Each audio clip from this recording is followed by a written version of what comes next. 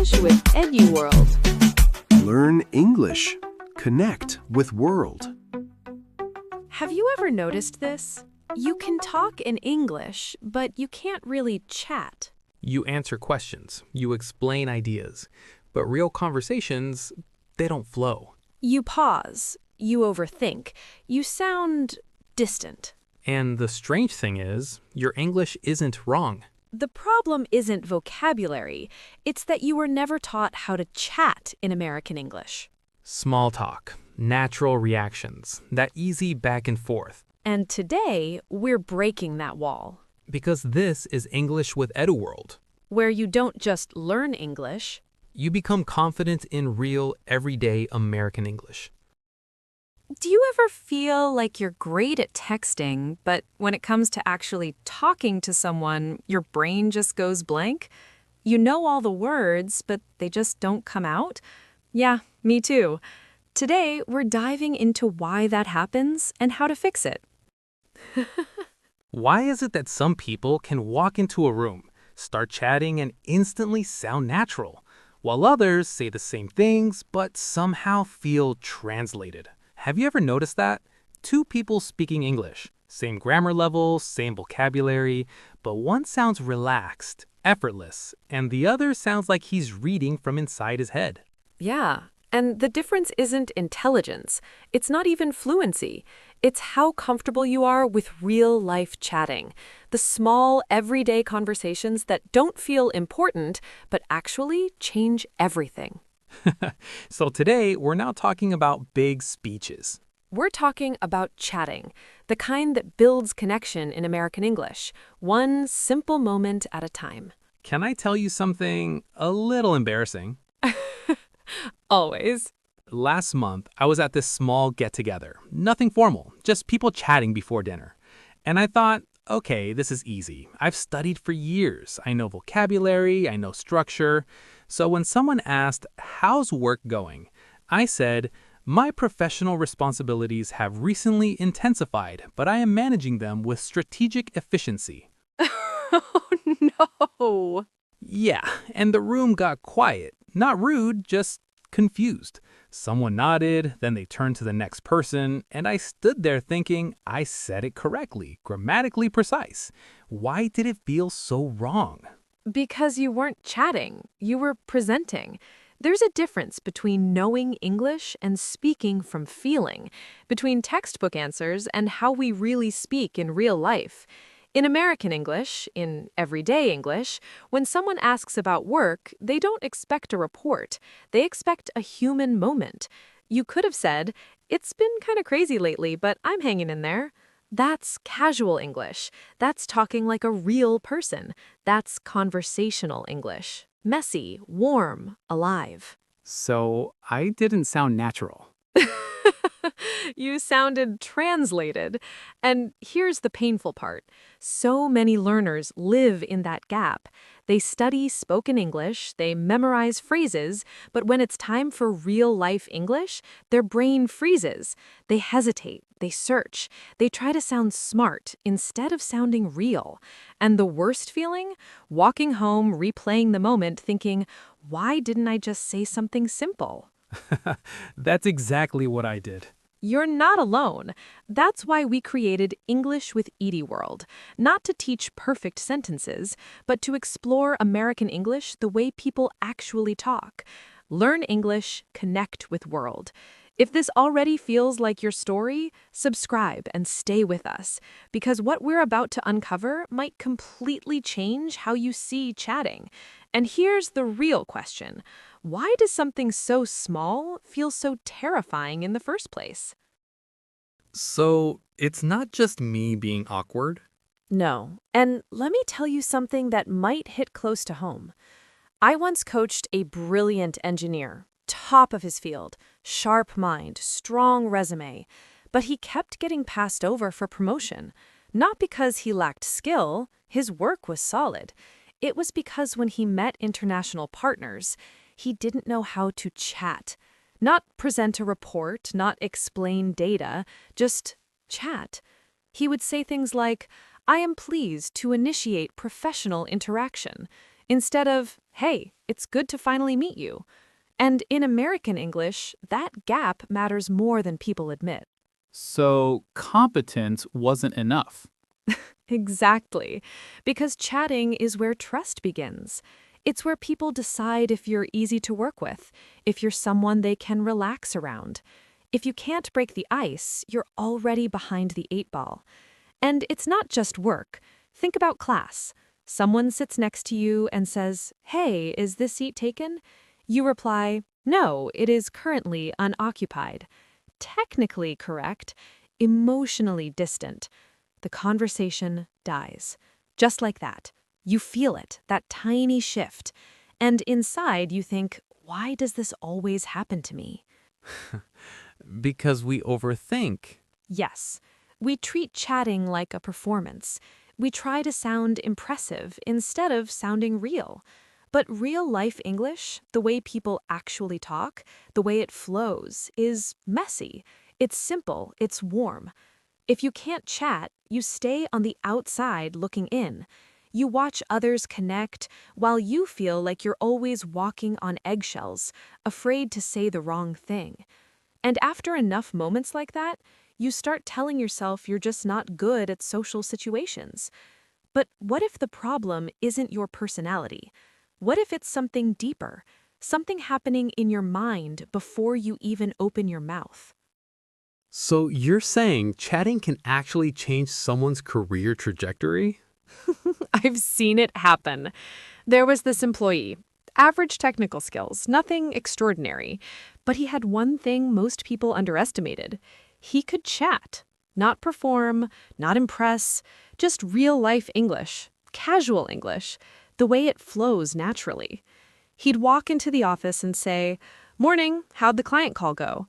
He'd remember small details. He'd laugh easily. Clients felt comfortable. Coworkers trusted him. And over time, the boss noticed something subtle. People gravitated toward him. Not because he was the smartest in the room, but because he made the room feel lighter. So he advanced because of informal communication competence. Kenny, you mean he knew how to talk like a real person. In American English, chatting isn't small talk. It's social glue. When you can connect with many people, not just one, doors open. You're no longer invisible. You're no longer just the quiet expert. You're someone others want in the meeting. And when you don't have that, it feels like you're always on the outside, watching, waiting, hoping someone pulls you in. But nobody does, because they don't feel you yet. That's when doubt creeps in. You start thinking you're just not good with people. You tell yourself it's safer to stay quiet, to avoid risks, to keep your head down.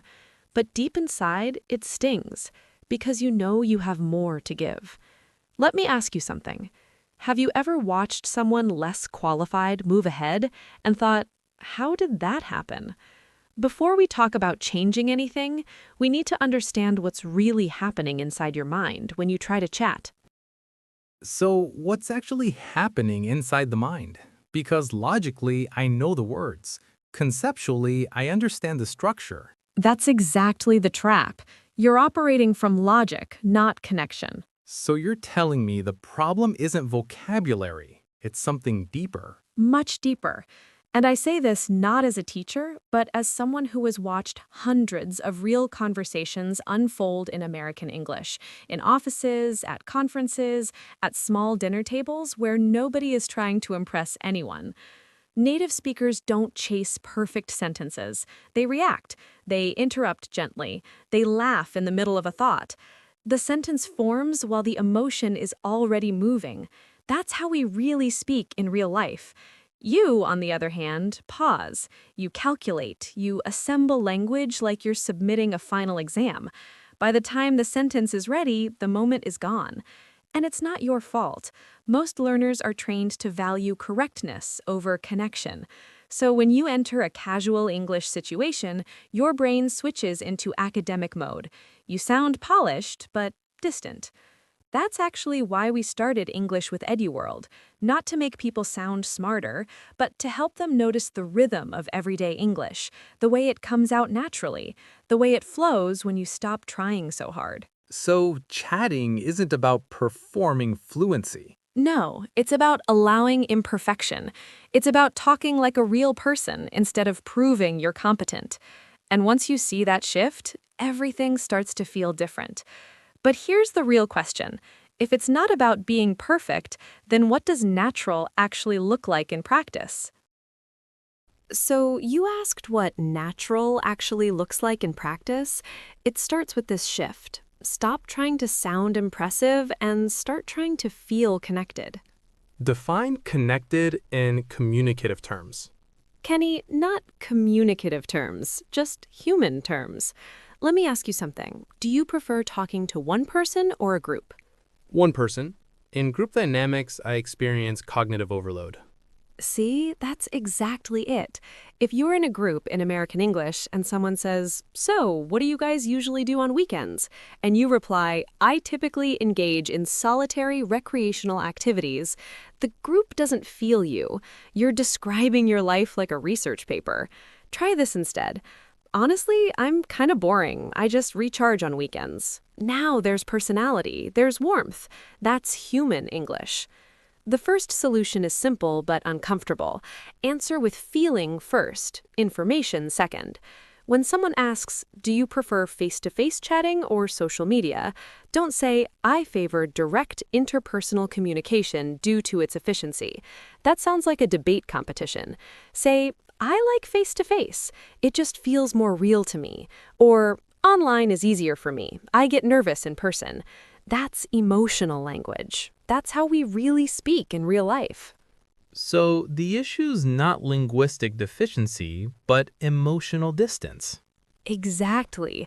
Most learners hide behind big words because they're scared. They think if they sound smart, nobody will notice their insecurity. But here's the truth. In everyday English, warmth beats complexity. Remember that dinner you told me about, the one where you froze? Yes, I overconstructed every response. Because you were trying not to make mistakes. And when you focus on avoiding mistakes, your brain tightens. Your sentences become stiff. People feel that tension. Here's the practical exercise. Next time someone asks you something simple like, "How's your day going?" pause, not to build grammar, but to check your emotion. Are you tired, excited, stressed? Then say it simply. "I'm exhausted, actually." Or, "Pretty good, can't complain." That phrase alone, "can't complain," is everyday American English. It's casual English. It flows. Let's try another situation. You're chatting with a coworker you don't know well. They say, "So, do you enjoy working here?" What would you say? The organizational environment provides adequate professional development opportunities. And now everyone needs coffee after listening to that. Say this instead. "Yeah, it's been good so far. I'm still figuring things out." That's honest. It invites connection. It sounds like spoken English, not a corporate brochure. Small talk is not small. It's emotional positioning. It tells people whether you're safe, open, real. So chatting is relational calibration. Or it's how people decide if they like being around you. And here's the deeper insight. When you allow yourself to speak in simpler sentences, you reduce pressure. When pressure drops, fluency rises. That's why some learners suddenly sound smoother when they stop trying to sound advanced. So, Module 1 is this. Speak from feeling, not performance. Use shorter, warmer sentences. Let your personality show before your vocabulary. Because in American English, nobody remembers your perfect grammar. They remember how you made them feel. So in Module 1, we talked about speaking from feeling instead of performance. Now let's go deeper. Because even if you answer warmly, a lot of learners still kill the conversation without realizing it. You mean conversational termination patterns? Kenny, you mean when people give answers that end everything. That's the second problem. Not starting a conversation, but not knowing how to keep it alive. Let's say someone asks you, "Do you prefer face-to-face conversations or social media?" What would you say? I demonstrate a preference for digital communication due to its reduced social pressure. Okay, grammatically correct, emotionally closed. If you stop there, the other person has nowhere to go. Conversation is like tossing a ball. You can't just drop it. Try this in American English. Honestly, I feel less pressure online. In person, I get nervous sometimes. What about you? See the difference? You answered, you added a feeling, and you tossed the ball back. That's the solution for Module 2. Never answer with a period. Answer with a bridge. Most book learners are trained to respond in complete, self-contained units. Teacher asks, student answers, done. But real-life English is circular. It moves back and forth. Think about this situation. You're at work. A colleague says, "How was your weekend?" You say, "It was satisfactory." Conversation over. Flat. Instead, say, "It was pretty chill. I didn't do much, just needed a break. How about you? Anything fun?" Now it flows. That's everyday American English. Short, warm, open. So the structural issue is conversational expansion. Or simply, don't make people do all the work. Another real situation. You're texting someone you like on social media. They say, "Sorry, I've been busy." You reply, "I understand." That's polite and dead. Try, "No worries, I figured. Busy week?" You see, tiny addition, big difference. You create space for them to continue. Most learners fail here because they're afraid of being intrusive. They think asking follow-up questions is rude. But in American English, gentle curiosity shows interest. Silence feels colder than questions. Let's talk about group conversations. You told me you feel overwhelmed.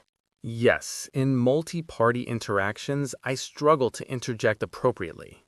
Because you're waiting for the perfect moment. Native speakers don't wait for perfect. They jump in naturally. If someone says, "This traffic is insane today," you don't prepare a speech, you just say, "Tell me about it. I was stuck for an hour." Even if your grammar isn't perfect, your energy matches the group. Here's the practical training. When someone speaks, don't focus only on meaning. Listen for emotion. Are they excited, frustrated, tired? Then respond to the emotion first. If they say, "I'm exhausted," you don't reply with advice immediately. You say, "Yeah, you sound tired." That's emotional mirroring. That's human English. And here's something important. You don't need big vocabulary to maintain a conversation. You need connectors. Simple phrases like, "That makes sense." "Really? No way." "That's interesting." "How come?" These keep the rhythm alive. This is the way people actually talk. So fluency is rhythm, not complexity. Exactly. Rhythm and responsiveness. Most learners think fluency means long sentences, but in everyday American English, fluency often looks like short reactions, quick empathy, small follow-up questions. And when you practice this, answer, add feeling, toss it back, something shifts. Conversations stop feeling like tests. They start feeling like exchanges. Module 2 is about momentum. Don't shut the door after one sentence. Leave it slightly open. Because when you keep conversations moving, people don't just hear your English. They start feeling your presence. We talked about speaking from feeling instead of performance. But there's another problem, Kenny. You don't just sound formal. You end conversations too fast. I prioritize efficiency. If informational exchange is complete, I see no necessity to prolong interaction. And that right there is why people slowly stop trying. In American English, conversation isn't just about exchanging information. It's about maintaining connection. If someone says, "Hey, did you watch the game last night?" and you answer, "No, I did not," and then silence, that's a dead end. The other person feels like they just hit a wall. What you're missing is continuation energy. Let's replay that moment. Instead of, "No, I did not," try, "No, I missed it. Was it good?" Now the ball goes back to them. The conversation breathes. So the objective is reciprocal engagement. Or keep the door open. That's Module 2. Don't just respond, extend. Think about your preference. Do you like face-to-face communication or social media? Digital platforms reduce social pressure and allow greater cognitive processing time. You see what you're doing? You're explaining your brain. Nobody asked for your brain. Say, honestly, online feels safer for me. I get nervous in person. That sentence invites empathy. It's warm. It's real life English.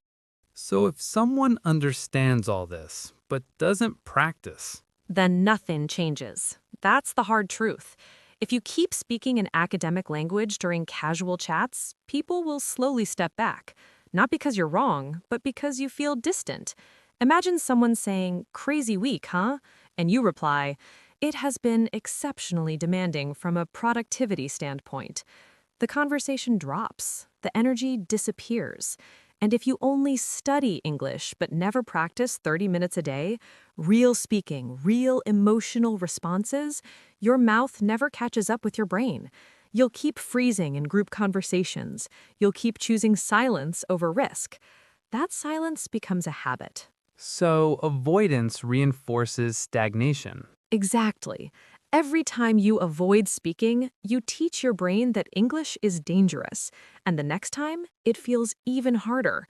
But when you practice daily, even 30 minutes, something shifts. You replay real situations. I'm wiped. Honestly, online feels easier for me. What about you? These small, warm sentences start to come naturally. That's American English in motion. And the benefit? Conversations stop feeling like tests. They start feeling light. You walk away thinking, that was easy. You feel included. You feel heard. That's the difference between knowing English and living in it. Learn English, connect with world. Because once your words carry emotion instead of fear, you're not just speaking better, you're connecting deeper. And that connection is exactly what leads us to something even more personal. You know what I keep thinking about, Kenny? All those tiny moments we talked about. Crazy week, huh? Do you prefer face-to-face or social media? They look small, but they decide whether you feel included or invisible. If someone keeps answering with stiff, distant language, conversations slowly close. People stop asking. Opportunities pass quietly. Not because your English is bad, but because it doesn't feel alive. So, conversational English is less about correctness and more about presence. Yes, day-to-day English needs emotion. It needs reaction. It needs you. And here's the beautiful part. This is trainable. 30 minutes a day. That's it. Listen while you're cooking. Repeat short lines while you're making coffee. Try longer, natural sentences while you're grocery shopping. Whisper responses while you're ironing clothes. American English grows when it becomes part of your routine, not a classroom subject. At first, it feels awkward. Then one day, someone says, "Long day?" And you answer without thinking, "Yeah, but I survived." So when you look back at this whole conversation, Kenny, it all comes down to one simple truth. English grows when you use it, not when you wait for it to be perfect. Yeah, and the moment I stopped treating English like a test, it started feeling like a part of my life. That's the shift. 30 minutes a day isn't about discipline. It's about giving yourself permission to speak anywhere, anytime. While you're cooking, you talk through the recipe. While you're having coffee, you describe the taste, your mood, the song playing nearby. While you're shopping, you react in your head, then out loud. Those small moments turn English into a habit, not a fear. And suddenly, you're not practicing English, you're living in it. Exactly. That's how confidence sneaks in quietly. Before we wrap up, we'd love to hear from you. What's one moment in your day where you could speak English but usually don't? Tell us in the comments. Your answer might help someone else realize they're not alone. And if this conversation felt real to you, stay with us. Subscribe so we can keep building this space together. Same time next episode? Always. Take care and keep speaking. Bye-bye.